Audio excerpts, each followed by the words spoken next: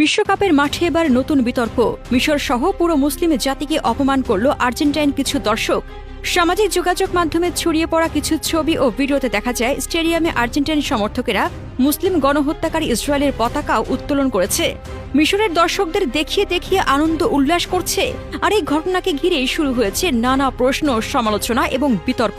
অনেকেই দাবি করছেন মুসলিম দেশ মিশরের সঙ্গে ম্যাচ চলাকালীন ইসরায়েলের পতাকা প্রদর্শন ছিল অত্যন্ত সংবেদনশীল একটি ঘটনা। সামাজিক যোগাযোগ মাধ্যমে অনেক পোস্টে অভিযোগ করা হচ্ছে এটি মিশরের সমর্থকদের উদ্দেশ্যে একটি বার্তা ছিল, মুসলমানদের জুলুম করার জন্য এগুলো প্রদর্শন করেন।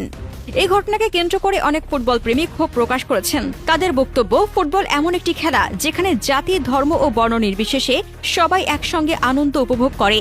তাই মাঠে এমন কোনো প্রতীক বা কর্মকাণ্ড থাকা উচিত নয় যা নতুন করে বিভাজন বা বিতর্ক সৃষ্টি করে। তবে একটি বিষয় স্পষ্ট, এই ছবি ও ভিডিও সামাজিক যোগাযোগ মাধ্যমে ব্যাপক আলোচনার জন্ম দিয়েছে। কেউ এর নিন্দা করছেন, কেউ আবার ভিন্ন মত প্রকাশ করছেন। ফুটবলের সবচেয়ে বড় সৌন্দর্য হলো এটি মানুষকে এক করে। তাই বিশ্বকাপের মতো একটি মঞ্চে সবাই আশা করে আলোচনার কেন্দ্রবিন্দু হবে খেলোয়াড়দের পারফরমেন্স, অসাধারণ গোল আর দারুণ ফুটবল, কোনো বিতর্ক বা বিভাজন নয়।